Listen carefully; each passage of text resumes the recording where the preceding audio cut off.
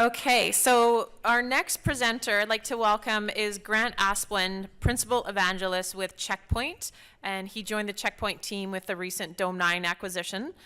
The topic for his presentation today is my CEO told me we have to move our data center to the public cloud. So what's the big deal? Welcome. Thank you. Thank you, thank you, thank you. So again, my name is Grant Asplund. Thank you all for hanging out here with me towards the end of the day. Quickly, anybody have kids or know a kid? Maybe used to be a kid, still are a kid? I want to tell you a quick story. I overheard my granddaughter, she's 8 years old, and she's talking about me to two of her friends, and she's saying, my grandpa is so fast. You wouldn't believe it. He's so fast. He can actually stand at one end of a football field, shoot a bow and arrow, run to the other end, hold up a target, and hit a bullseye. He's fast. These two little girls are like, that's nothing. The second girl, she says, my grandpa's fast.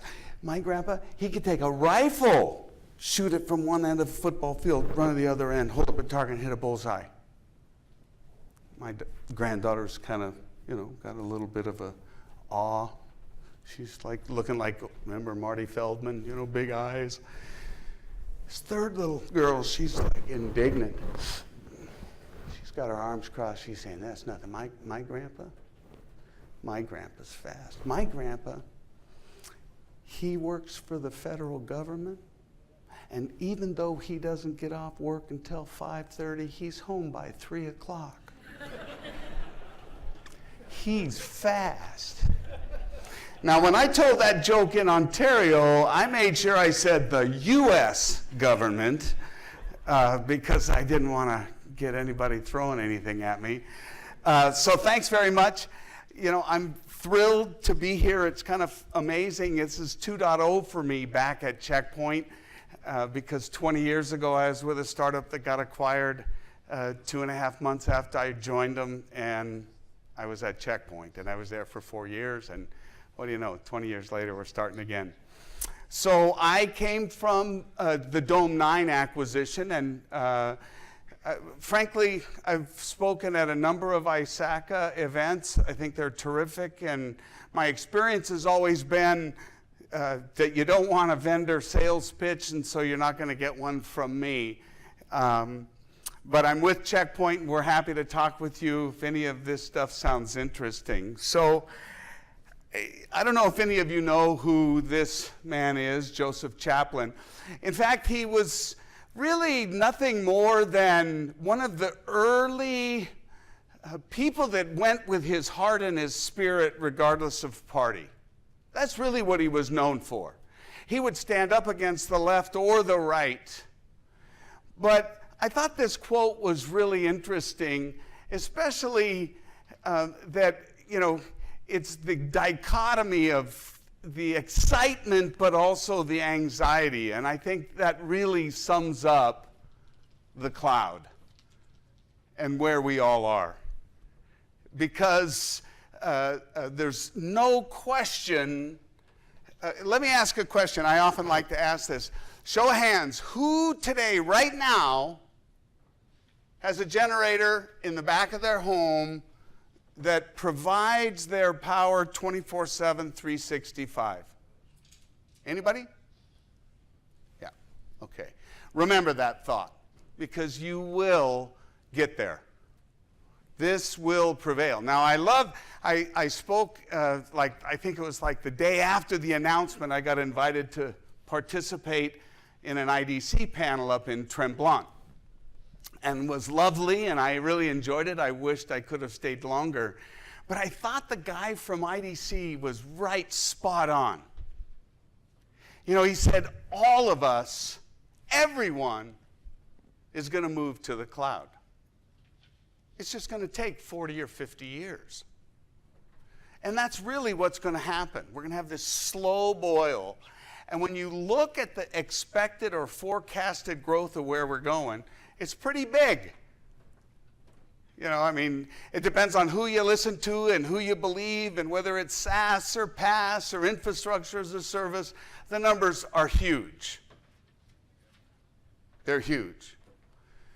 Now, just to get everybody on the same page of the hymnal, let's make sure we all understand what is infrastructure as a service.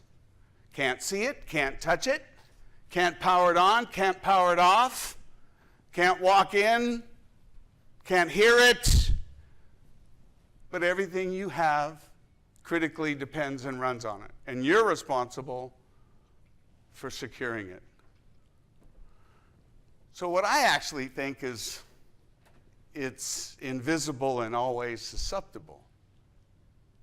That's really what we're talking about. And so we need to think differently. I suspect most of you are familiar with this model, right? I mean, I know my fellow associates with Checkpoint are familiar with this model because they've seen it, and we're going to see it over and over and over and over and over again. But I would suggest people are not getting it. They are, oh yeah, I know it, oh yeah, I'm familiar with it, yeah. But they aren't getting it, and I'll show you why. So we know cloud providers provide it, we use it. You know, Gartner actually, I think, says it right. We need to change our vernacular. We need to change what we are saying to ourselves. No longer is the cloud secure? It's, am I using it securely? There's a big difference there. But this is what I find so remarkable. Now, if any of you are familiar with this industry and have been in it for a while, which I suspect most of you have been, you know an analyst, when they say at least 95%, listen again, at least, they're not saying up to, maybe, might be as high as, they're saying at least. This is their way of saying 100%. Because they can't say 100% because if, you know, doggone it, one thing happens and they're wrong, it would ruin their J.D. Powers reputation, right? I mean, Gartner's always right. So they say at least 95%. So two things.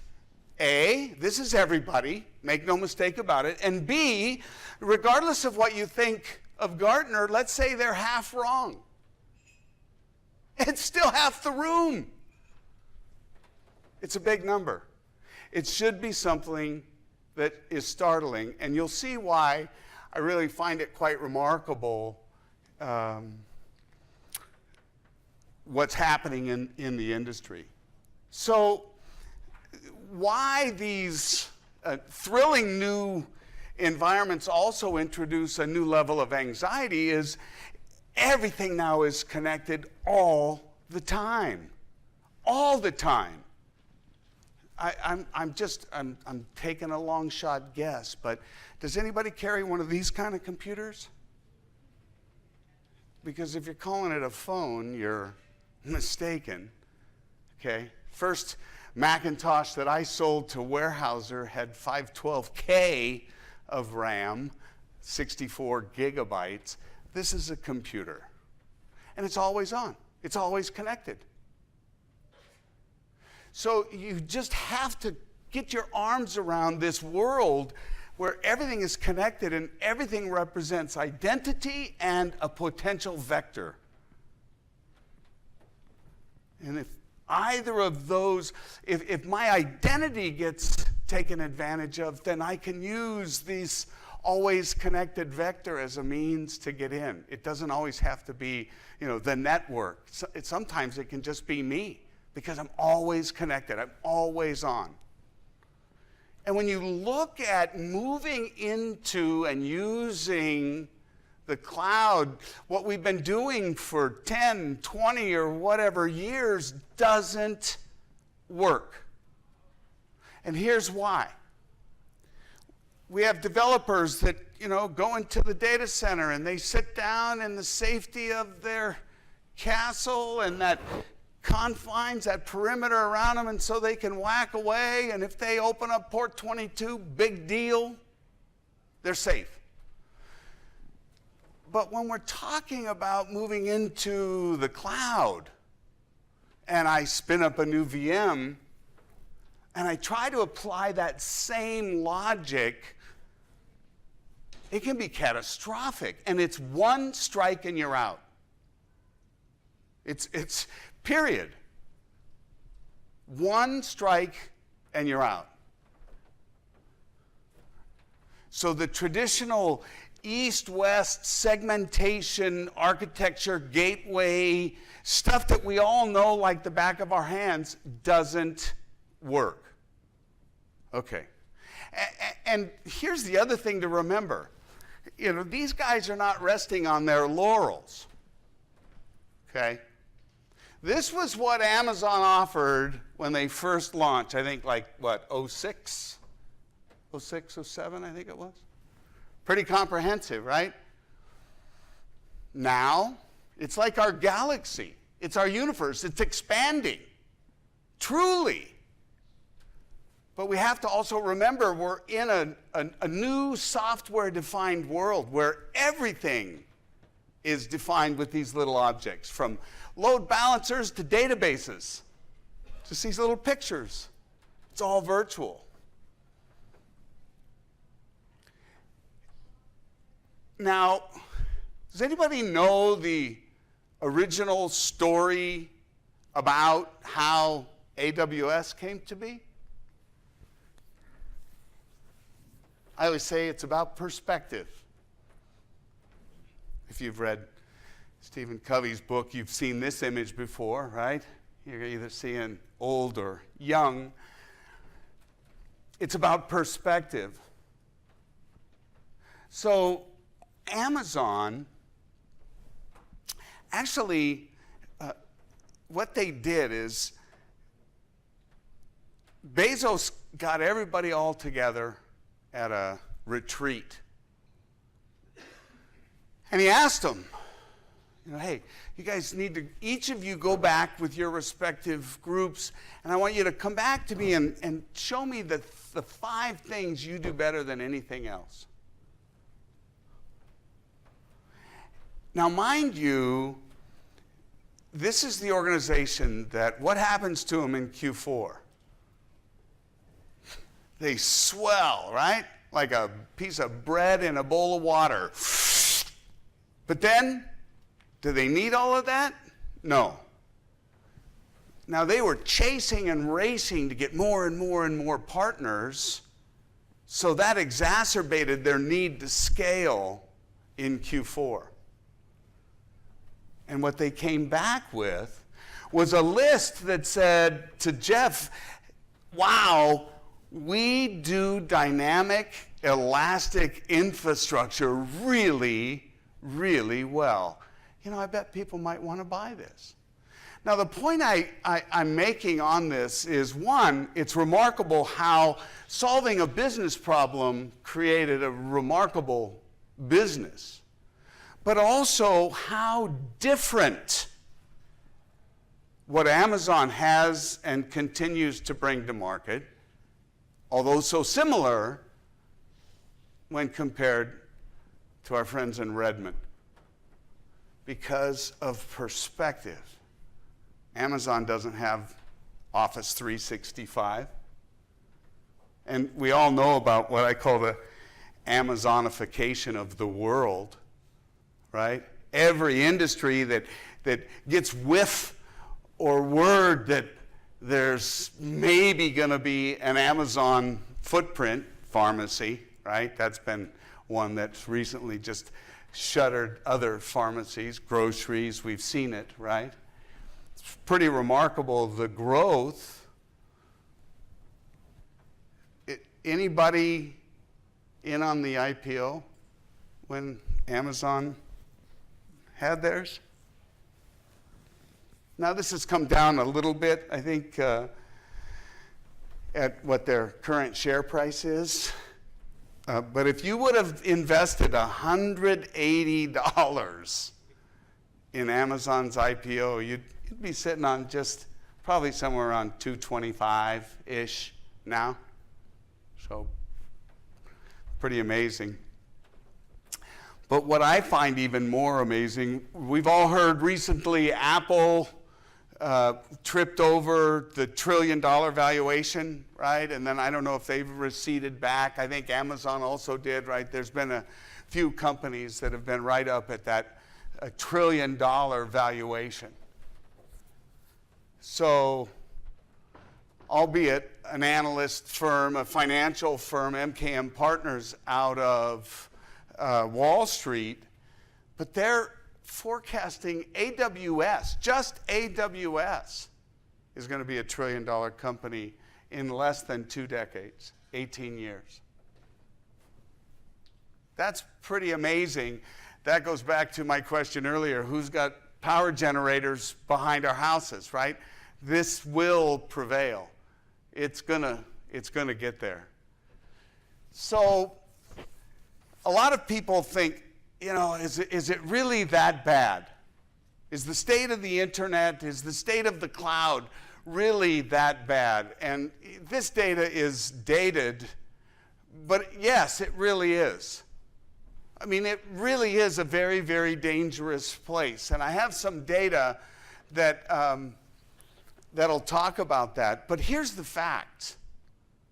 None of us can keep up. It's just not going to happen. We try and try and try, but despite our best efforts, we're not going to be able to keep up with technology. So when we get a little bit more down into the weeds in terms of our respective disciplines in the world of security, SOCs and analysts and maintaining, just stop for a second and imagine yourself going to work and you never get to the end of the job. You never get there. You try and try and try, but all what happens is your hair gets on fire and you go home and, oh, by the way, you got all kinds of other devices that are telling you and yelling at you and alerting you and everything. It's just nonstop. There's no end in sight. This is what exacerbates our challenge in finding people, because they're all getting lured away to someplace else where you won't have to be on that hamster wheel. You won't have to come over and work for me, but it's the same thing. There's no end in sight. And you know, the amazing thing is it's the same stuff. It's passwords. It's the same stuff. I've said, you know, we would be out of the woods with one thing and we'd fix it all if we could just get rid of the people. I mean, then you know, human error is far and away the biggest problem. So I want to tell you, you know, that this monopoly on scalability is not not found just in the tech industry. This is actually a true story.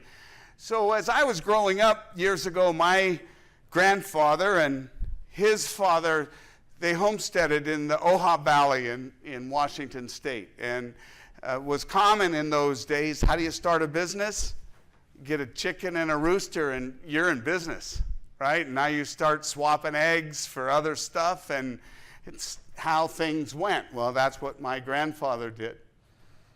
And my grandmother and grandfather every night sat downstairs with a big stack of these cardboard egg holders, and they'd sandpaper the eggs, check them. See, this was compliance for them, right? This was their HIPAA, their PCI. No feces on the egg. Make sure there's no blood spots, no cracks. Weigh it, put it in the right stack every night. And what happened was, like so many other industries, it blew up and they couldn't scale. But it's very, very similar in that there's so many things that are so manual in what we're trying to get done, we're not able to scale. So we need to think differently as we move into the cloud for using tools that enable us to eliminate me always having to be involved, right? To eliminate me always having to be the one that manually checks it out. Now, ladies and gentlemen, this is something that I actually find quite amazing. Based on the statistics that we've already seen, based on the forecasts that we've seen from Gartner, and the facts, you would think this number should be high, right? Over half have no certified professional. Just think about that. With all that we're putting into the cloud, with all of the emphasis, not even half. And as we go through, how will they use and impact the IT staff? No effect, really. We're so lackadaisical, we're numb, because it looks the same, right? We went from a mainframe to this whole client-server thing, but it was still in the data center. And then my buddy Rick came in and showed me this VM on a screen, and my jaw dropped, and I said, yeah, let's do that. And now all of a sudden, my data center is running at 60, 70, 80% capacity. And then, hey, just put it up in the cloud, lift and shift. Oh, shoot, really? Looks the same, acts the same, feels the same, must be the same. And, I mean, if you go through the numbers, 60% say no effect on IT staff.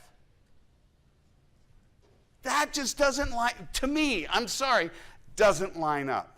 This is where it's like really, kooky. You're going to increase, no change. Slight increase, 80% of the people. Now, this is the only promising thing, is larger organizations seem to get it a little bit more. But really, to me, startling that we're so passé about this when it's such a the nuances can be so significant. So you're saying, yeah, is it really a big deal? I mean, is the cloud really a big deal? So we set up a honeypot in front of a brand new cloud account. Anybody want to guess? In 15 minutes, it was somewhere around 150 various attacks. That was boom, SSH, checking for ports, TCP, UDP scans. After 7 days, look at the numbers. Now, what I'm trying to paint a picture for, we're all going there, because none of you get generators, okay? All the experts are telling us it's going to be our fault, and we're not getting trained on it. So where do you think I'm going now?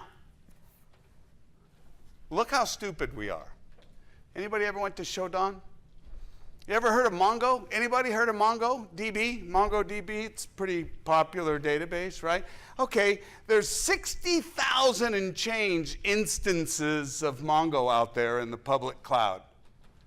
Ready? Wait for it.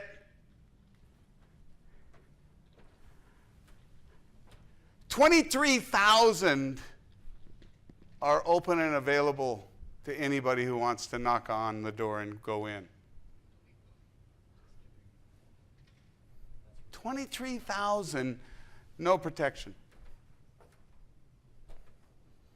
So, what's the big deal?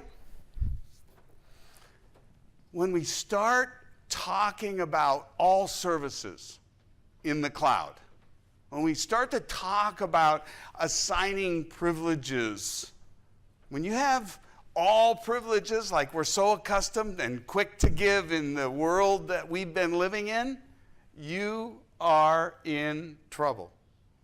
Because it is all, to the point that your entire most critical database can get deleted. Accidentally, one strike, you're out. So you need to find tools that actually will even protect against the super user doing something you really don't want them to do, because let's face it, one strike isn't enough. I need to be covered. Because this is the old way, right? The old way was, I had this massive list of logins, and I'd go to NetApp, or I'd go to this console or that one, and I'd log in, right? But now, we got one set of credentials. This is why we're an advocate that you really truly embrace least privilege. Moreover, think about it, right? We give away so many of these privileges that maybe don't even ever get used, because after you set up all of the users, why do you have to have the access to create new users if there's no users you're creating? But we have a tendency to want to just give them that key ring with all the capabilities. So you need tools that can protect yourself so that when you do empower your administrators, you still have kind of think of it as, okay, you can go do the tightrope, but I still got a net. I still got a net. You haven't fallen for 20 years in our data center, but it's one strike and you're out. I got a net for you. And those are the kinds of capabilities you need to put in. Because listen, just for a second, I know it might be difficult for most of you. Some of you might be easier than others. Think like a bad guy for a second. What would you target? I'm thinking I'm going to target a place everybody's going to go, that the experts are saying they don't know how to use it, and the statistics say they're not investing in learning how to use it. Seems to be the place that we ought to be focused. Now, you've heard this. This is a Stephen Coveyism as well. Begin with the end in mind. I'm not going to go through the melancholy story of going to a funeral. But I suspect some of you have played sports as a kid growing up. I played baseball. And I used to watch this guy and used to think, man, if I could hit like him, right? Actually, it was his father. And got a little bit older, a little bit more around the waist, a little bit thinner upstairs, picked up another sport. Now, for any of you that followed a similar path, I'm pretty confident you'll nod your head and acknowledge to take the experience of hitting a home run out to the first tee is folly. Because the first move will be something like this. You'll swing, and then you'll bend over and pick up the ball, if it's anywhere close, and re-tee it. Because while they look really similar, there's nuances that make them very, very different. And this would be my example between that on-premise versus the cloud environment. Don't be lulled into thinking you don't need golf lessons just because you were a home run hitter. There's nuances, there's differences that really make a big difference. Now, the other point to that previous slide is don't get lulled into lift and shift, because many of the cloud providers are going to encourage you to do that. Hey, just lift and shift. Just move those VMs over, no problem. And that's really not the right way to move to the cloud. You want to be cloud native. You want to be prepared so that you can take advantage of the advanced capabilities, that are offered in the cloud that you won't be able to take advantage of if you just simply do a lift and shift. And the idea really is to measure intent before you deploy, right? I mean, we talk about this as kind of the minority report approach, right? Wouldn't it be great if we could measure the intent of an environment before we actually deploy it?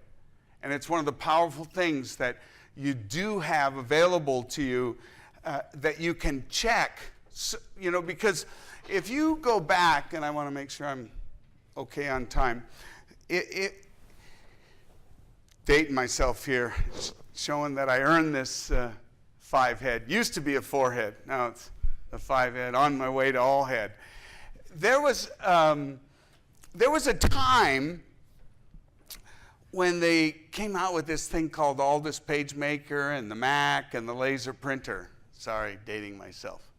But what that meant was anybody could create menus and stuff. And we've all been in those restaurants, right? Where we throw up in our mouth because the menu has got every font known to man because some person thought, hey, they're going to really make this great menu with all these things. The point is, just because you can doesn't mean you always should, right? But these new tools were available to everyone. Well, that's where we are now in the world of being software development with the cloud. And we have to be careful because we really have a potential to shift away from this very linear process that we've all heard, where security is the last thing you actually end up checking, and then you have to go back and start over, right? We all know that this is a flawed model. It's a design that doesn't work, and the cloud enables us to really automate this process so we're not stuck in that linear pipeline, so that we can actually get into a very agile environment where we're checking for security every step of the way.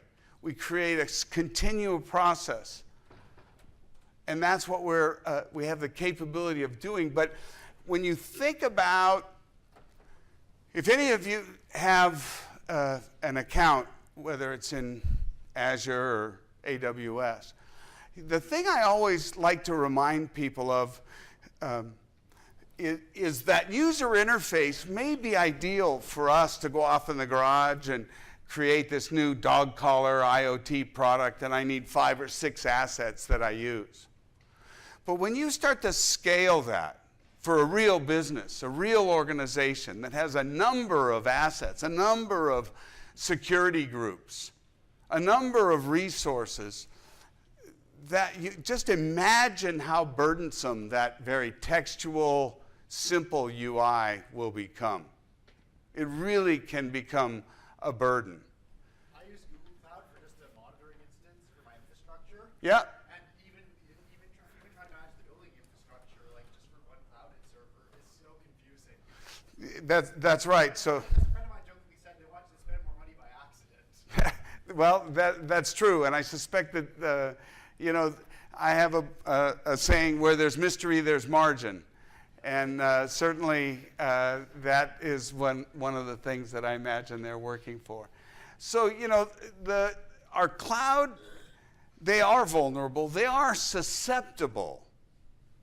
I would argue Google, Amazon, Microsoft, they're building unequivocally a better data center than any of us, for sure. So I don't think we need to be concerned about the quality, integrity, the security of the cloud environments at all. I do think we need to understand what that shared responsibility really means and understand the nuances in the cloud, how everything is connected, and because that is all interconnected, we're constantly always susceptible. And we need to look at the world differently, and we need new tools that enable us to use those cloud environments securely.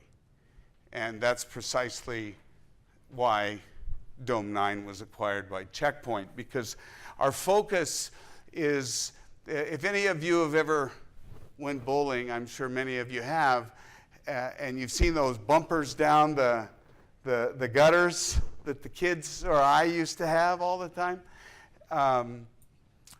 You really have to want to get that ball over the bumper, right? I mean, you really, really have to screw up. That's what we provide. We provide that safety and assurance that you're not going to screw up. Because the fact of the matter is, it looks very simple, it looks very easy, but it isn't. The nuances, they're subtle, but how many strikes? Just one and you're out.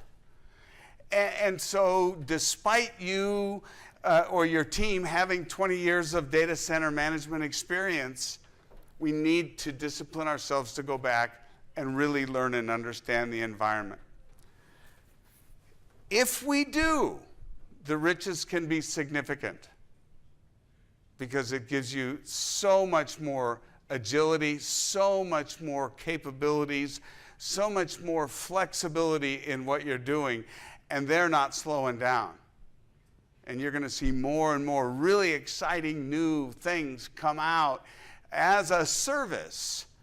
And get in now, get in early, learn it. I think you're going to have a real benefit to doing that. So with that, I hope you take a look at Dome9 if you're in the cloud using the public cloud. It's a pretty exciting product.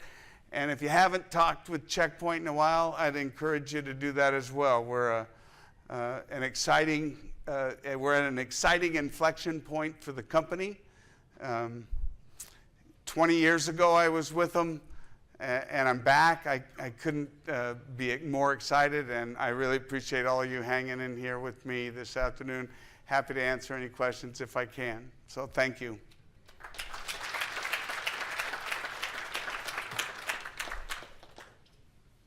Anybody? No? Yes? Yes, sir. Since there are no other question, Yes. Your presentation was about moving the data center to the cloud, right? Correct. And how about moving all the, using the cloud-based software to run your payroll, HR, and Sure. all the other core business? Sure. Is the risk profile same? So- The steps are the same? So I can only tell you what from experience, Dome9, okay? Dome9 had 100 people, 110 people. Our data center was one computer in the corner. And I don't even know, I think it was not powered on. My point is, we didn't have a data center. We had nothing. Everything was as a service. Everything. Our email was as a service. Our payroll was as a service. Everything was all as a service. So, just imagine how powerful it is for you to literally, we could say, hey, let's come start a new business. I mean, I got an IT department right now. I just got to go to aws.com, Azure. I mean, I can spin it up for nothing. So I think, A, it's the only way to go, and B, the choices are only going to increase. And do I think it's safe and secure? Look, as long as human beings are involved, there's going to be boo-boos, okay? I wish I could show you. If you haven't seen it, go to informationisbeautiful.net. It's a really cool website, and one of the things they show is breaches. And if you go back to when they started tracking it from the 2000s, there's a lot of white space and only a couple of bubbles. And then you get to the top, and there's virtually no white space because there's so many bubbles representing breaches. So for me to say there's never going to be a compromise or a breach, obviously that's folly. We know it's going to happen more and more. But why it's happening, that's frankly, it's the same. It's human error. It's making stupid mistakes, right? So the moral of the story is use the cloud, use as a service whatever it is. I think you can, I think you'll be safe and secure.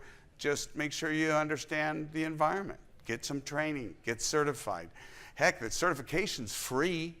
You can go on to Amazon and get all kinds of training for nothing.